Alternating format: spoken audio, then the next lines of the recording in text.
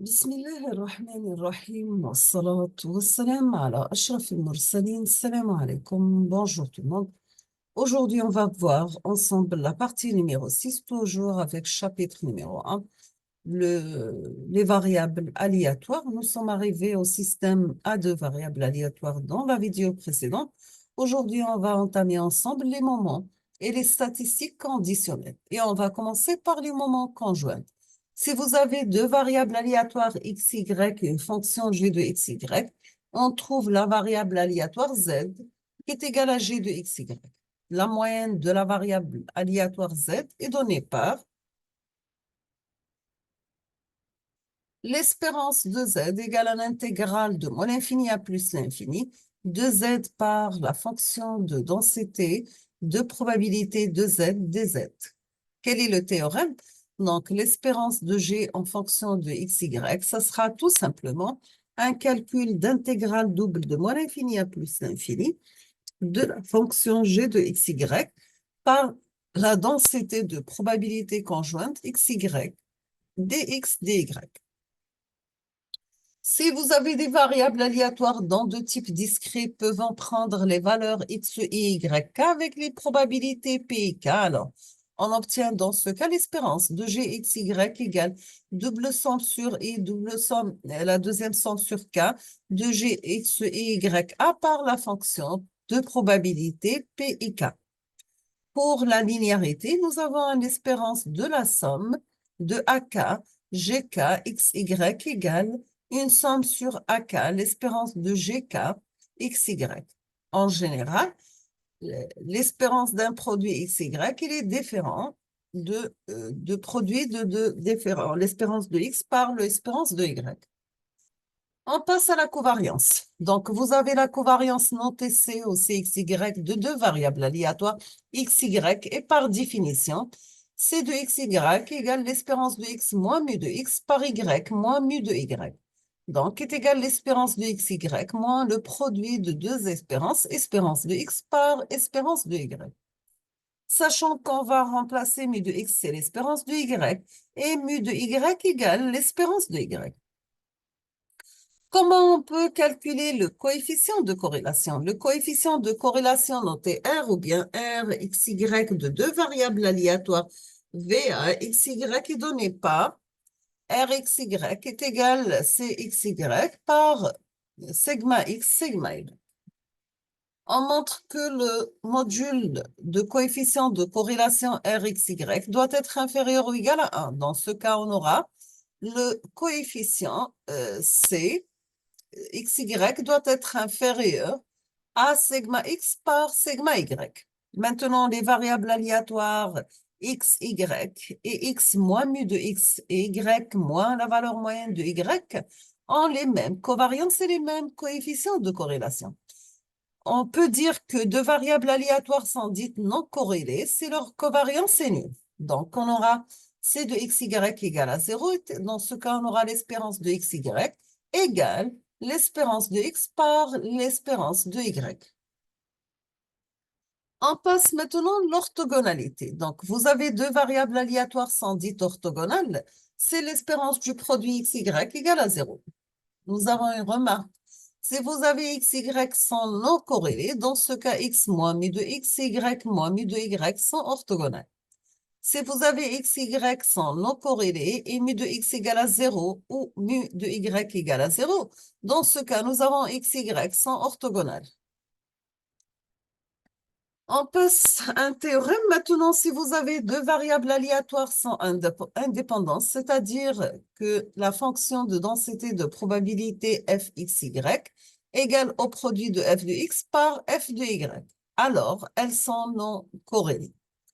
La preuve, donc, il suffit de montrer que l'espérance du produit xy est égale le produit des espérances e de x par e de y.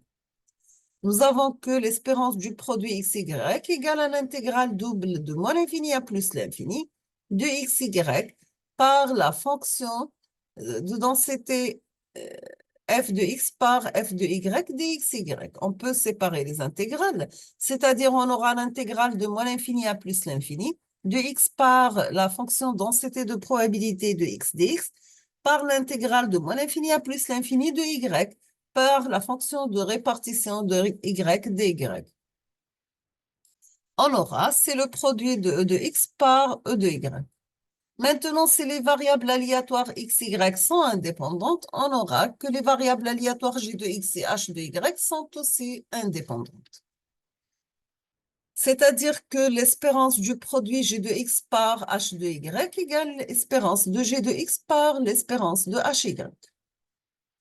Si les variables aléatoires x, y ne sont pas corrélées, elles ne sont pas nécessairement indépendantes. Cependant, pour les variables aléatoires normales, la non-corrélation est équivalente à l'indépendance. Donc, si vous avez x, y sont conjointement normales et le coefficient de corrélation R de x, y égale à 0, donc ce cas, on aura la fonction densité de probabilité de x, y est égale à f de x par f de y. On va parler maintenant de la variance, de la somme de deux variables aléatoires.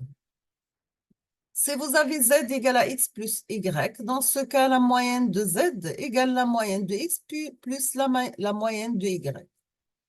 Et la variance de z égale l'espérance de z moins la valeur moyenne de z élevée au carré. Donc, ça sera tout simplement l'espérance de x moins la valeur moyenne de x plus y moins la valeur moyenne de y élevée au carré. Donc, c'est la variance de x au carré plus la variance de y au carré plus 2 fois le coefficient de corrélation x, y par la variance, par l'écart type de x par l'écart type de y. Si nous avons un coefficient de corrélation égal à 0, dans ce cas, on aura la variance de z égale la variance de x plus la variance de y.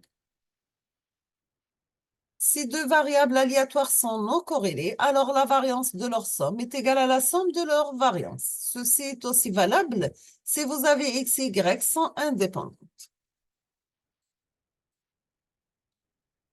On passe maintenant au calcul de les moments. On va commencer par la moyenne MKR, donc qui est égale toujours l'espérance de x d'ordre K par y d'ordre R. Donc, c'est un calcul d'intégrale double de moins l'infini à plus l'infini de xk par yr par la fonction de densité de probabilité de xy dx dy. Nous avons que le produit x d'ordre k, y d'ordre r est par définition le moment conjoint des variables aléatoires x, y d'ordre n qui est égal à k plus r. Nous avons mu1, 0 est égal à mu x, mu0, 1 égale à mu y sont les moments du premier ordre. Nous avons mu de 20 égale l'espérance de x carré, m11 égale l'espérance de xy, m02 égale l'espérance y2. On appelle ça les moments du second ordre. Les moments conjoints centrés sont les moments conjoints des variables aléatoires x moins la valeur moyenne de y moins la valeur moyenne de x. On obtient que mu de kr égale l'espérance de x moins mu de x, le tout à la puissance k, par y moins mu de y à la puissance r. Donc, c'est un calcul d'intégrale de moins l'infini à plus l'infini, double de x moins mu de x, le tout à la puissance k, par y moins mu de y r, par la fonction de densité de probabilité fxy dx dy. Nous avons que mu de 10 égale à mu de 0,1 égale à 0 et mu de 11 égale c xy, mu de 20 égale la variance de x, mu de 0,2 égale la variance de y.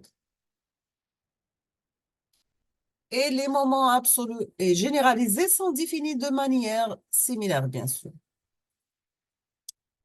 On passe maintenant à la fonction caractéristique conjointe. Donc, vous avez la fonction caractéristique conjointe des variables aléatoires x et y qui est définie par phi de oméga 1, oméga 2 égale à l'intégrale double de moins l'infini à plus l'infini de la fonction densité de probabilité conjointe de x, y par exponentielle g oméga 1 de x plus oméga 2 de y dx par dy.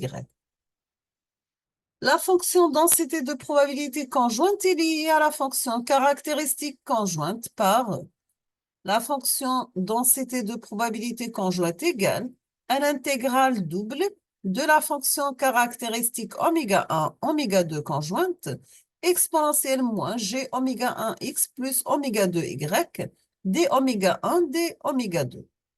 On peut conclure que la fonction caractéristique conjointe phi de oméga 1, oméga 2 égale tout simplement l'espérance de exponentielle g oméga 1 x plus oméga 2 par y. Nous avons psi de oméga 1, psi oméga 2 qui est égal logarithme népérien de la fonction caractéristique conjointe.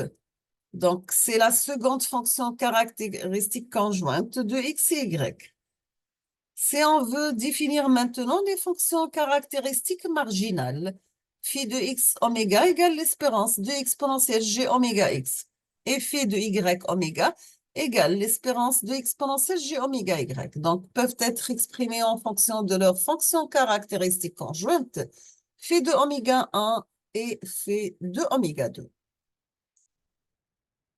Sachant que la fonction caractéristique marginale de x égale phi de oméga 0 et la fonction caractéristique conjointe marginale de y égale phi de 0 oméga. Maintenant, si on va remplacer z par ax plus by, on obtient que la fonction caractéristique phi de z de oméga égale l'espérance de g par, on va remplacer z par ax plus b oméga par oméga. Donc, est égal tout simplement la fonction caractéristique de A oméga par B oméga. Maintenant, si vous avez la fonction caractéristique de Z1 est égale la fonction caractéristique en fonction A et B.